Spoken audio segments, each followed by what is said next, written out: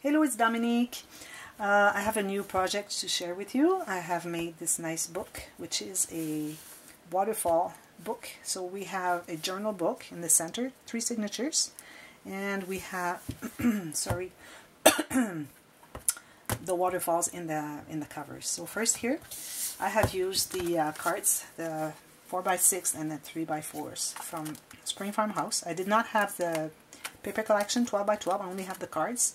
So here for the matting and then the pages, I've used Tim Holtz Memorandum, because they had paper that was really vintage, and this is like farmhouse, like old houses, and this I thought was really like old houses. Like this reminds me of like an old floor, you know, those floors that were like linoleum. And this reminds me like the old blankets. Sorry.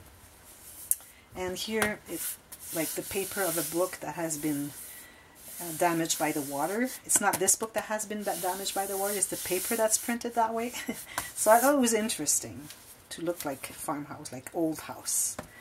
So I used this card from the 4x6, but I kind of cut it like 1/2 inch on each side because I thought it was too big, and I wanted to see this as much as possible, and I wanted this plate not to be too big.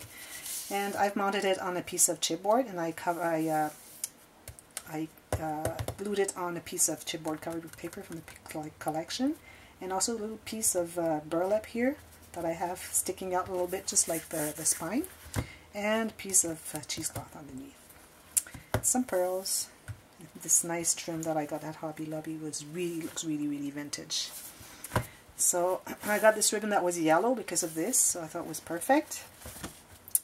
So it opens like this. So you have the large waterfall with the large cards, 4x6, and then on the other side, here you have 3 signatures of 7 sheets, so that's 21, that's 84 pages of journaling.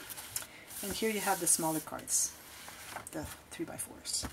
So first of all, each cover has got an on-page pocket where I put this card. I really like making my interactions on what I call a liner, because I think it adds to have a nice big card to put in the back. So 2 large photos can be there. I think 5x7s would fit there.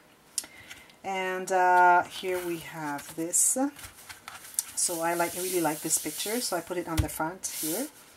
And so they are waterfall like this, just a regular waterfall, which I don't do very often.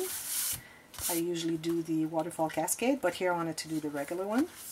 But it could be done, like you could use the waterfall cascade there, it could be regular waterfall, it could be a file. You could do the large one on each side, or you could do it with the smaller cards on each side, as you wish, as long as you have enough spine here. So 6 cards where you could put a photo here, and I made a pocket at the bottom of it, and I put some leftover cards I had, because this pack is 45 cards, the same with this one. You have 15 different designs, 3 of each, so I wanted to put kind of, not 1 of each, but at least 3 more of what I haven't used on the other side.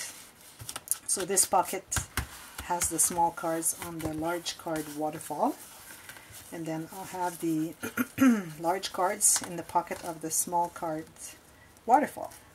So I thought it was cool. Here, so all these pages here, they're just white. I wish I had had some tea dye, but I didn't have any, and I didn't have time to dye them, but it's okay because there's still white in the paper here, so it's good. Or people can just stress them as they wish. So here again you have the on-page pocket. This is all using heavyweight cardstock. I always use heavyweight cardstock for all my projects. So undo this bow here. If you ever want to do the side, like the sideways waterfall on each covers, I recommend that you remove like 1/2 inch so that they can cross together. Here, because these cards are exactly half the size of these, and I had to make the cover for this one to fit in, so they ended up being the same, like just meeting. But if you do just this one, like do it just maybe 1/2 inch narrower so that they would kind of meet. So you have all these, you can put photos in the back just like the other ones. And then here I put 3 leftover cards I had from the collection.